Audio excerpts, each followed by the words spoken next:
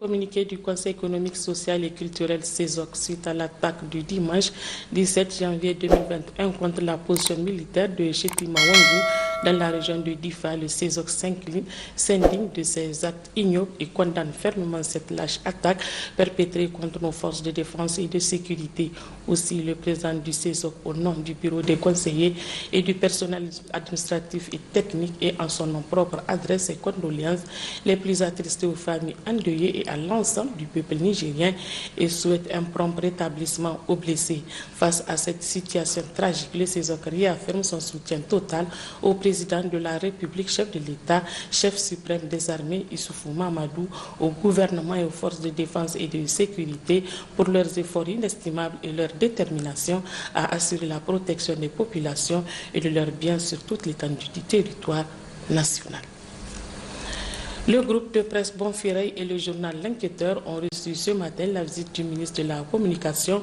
Boubacar Issoufou Djibo est allé s'enquérir du fonctionnement de ces deux structures et les difficultés qu'ils rencontrent. Le point avec Abdelkarim Mambarmou et Abdoulaye Ali.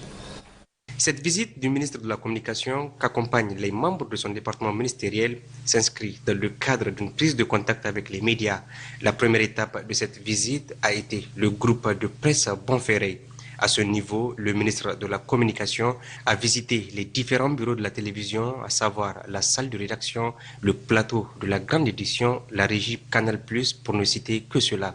La délégation s'est ensuite rendue dans les locaux de la radio où d'amples explications sur le fonctionnement lui ont été données. Après un échange avec les responsables, le ministre se dit satisfait du travail de la télévision Bonferré malgré les difficultés rencontrées. J'ai vraiment une impression positive et au vu des installations visitées qui sont certes modestes mais de qualité.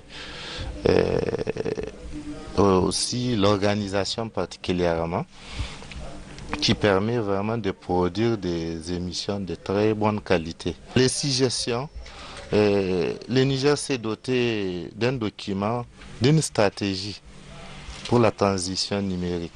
L'un des axes aussi, c'est la thématisation des chaînes. Nous l'avons évoqué tout de suite avec vraiment les responsables de Bonferré. Les médias doivent aller vers cette thématisation. On a plus d'une dizaine de télévisions aujourd'hui, mais on ne sent pas cette thématisation qui est prônée dans la stratégie. La même stratégie aussi pour le développement de contenu local. Avec la TNT qui va cadrer tous les pays, il ne faut pas juste penser aux citadins. Il faut développer des documentaires vraiment qui vont au fond du pays pour récupérer vraiment la vie du terroir qui pourra intéresser justement cette diffusion qui sera définitivement nationale. Le journal L'Enquêteur a constitué la deuxième étape de cette visite. Après un échange avec le directeur de publication, la délégation s'est rendue dans les différentes salles des machines d'impression des journaux qui ont une capacité de 2000 journaux par jour. Pour rappel, le journal L'Enquêteur a été créé en 1999 et compte aujourd'hui plus de 1000 abonnés directs et présents sur les réseaux sociaux. Le ministre du Développement communautaire et de l'aménagement du territoire a lui effectué ce matin à Niamey une série de visites au niveau des services déconcentrés de son ministère. L'objectif est de s'entretenir avec les agents sur leurs conditions de vie et de travail. C'est par ce geste barrière, le lavage des mains, que le ministre du Développement communautaire et de l'aménagement du territoire a fait son entrée dans les services communaux du développement communautaire et de l'aménagement du territoire des 5 arrondissements communaux de Niamey. Il s'agit pour le ministre Abdoulaye Issaka de s'enquérir des conditions du travail du personnel, l'exiguïté des locaux, l'insuffisance et la vétusté du parc auto sont entre autres les difficultés relevées au niveau de ces services sectoriels. Il s'agit de nous enquérir des conditions de travail du personnel et aussi parler d'actualité, notamment la deuxième vague de la Covid-19. S'agissant du premier point, donc, nous avons vu les conditions de travail du personnel.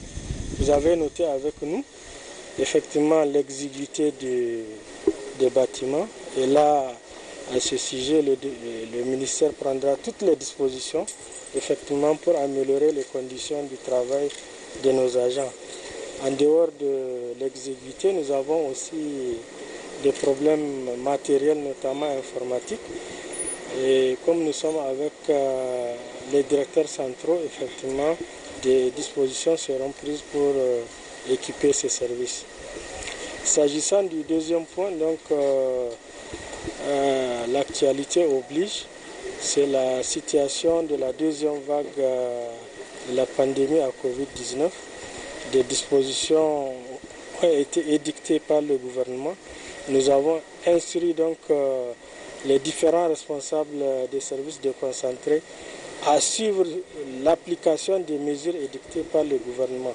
Donc sur ce point, nous les avons instruits vraiment de suivre l'application de ces mesures. La fin de la visite du ministre du Développement communautaire et de l'aménagement du territoire s'est achevée sur une note de satisfaction.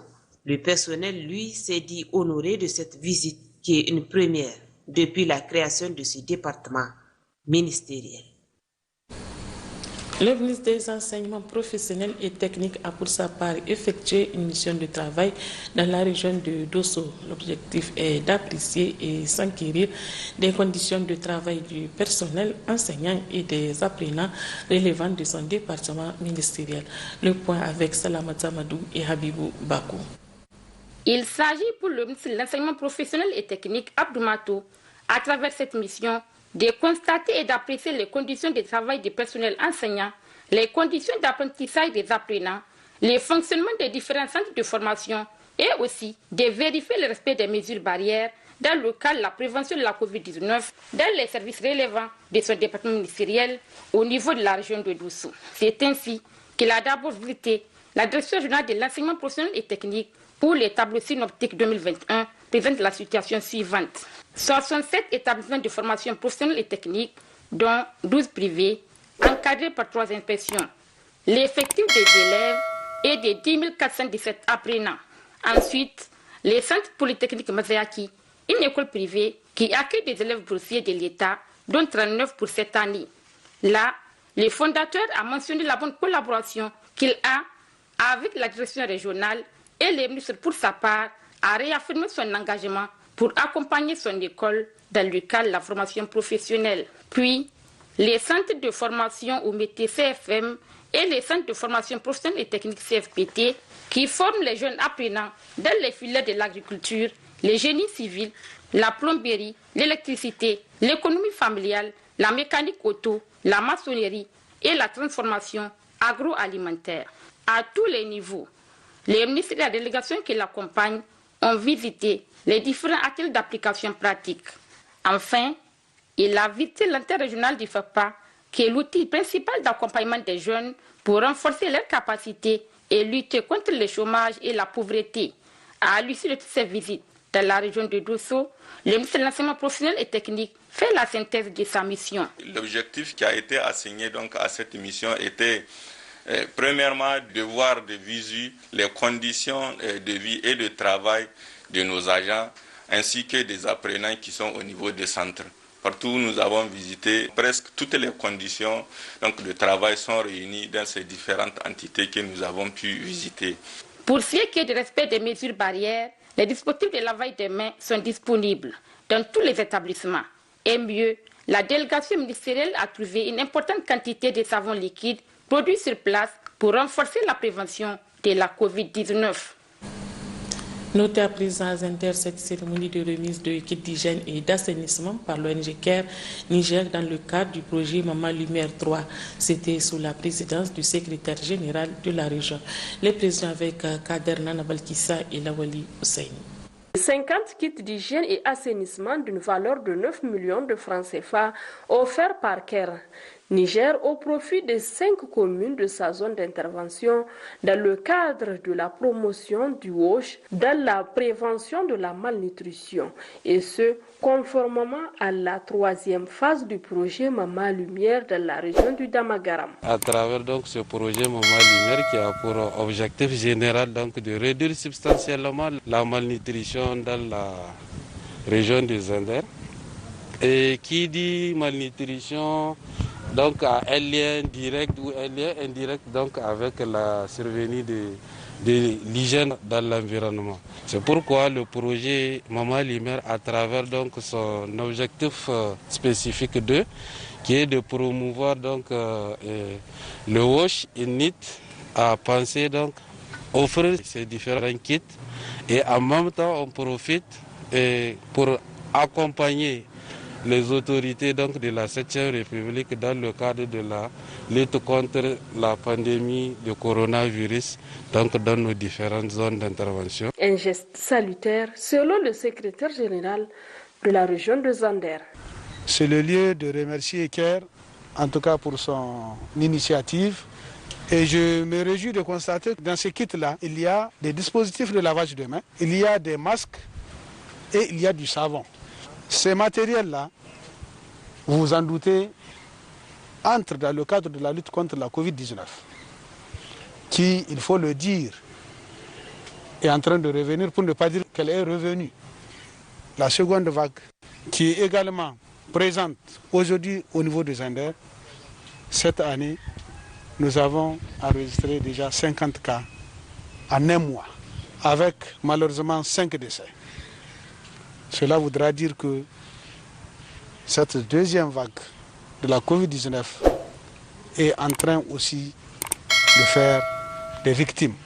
Cette cérémonie de remise de kits intervient après une autre cérémonie de remise de 1804 chèvres dans le département de Myria à l'endroit des femmes des départements de Damagaram-Takaya, Myria Dogo, zone d'intervention du projet Maman Lumière 3. Tendance Covid-19 au Niger. Les résultats des examens virologiques de ce jour, 25 janvier 2021, se présentent comme suit. 21 cas positifs, dont 2 chez les demandeurs de tests PCR Covid-19 pour voir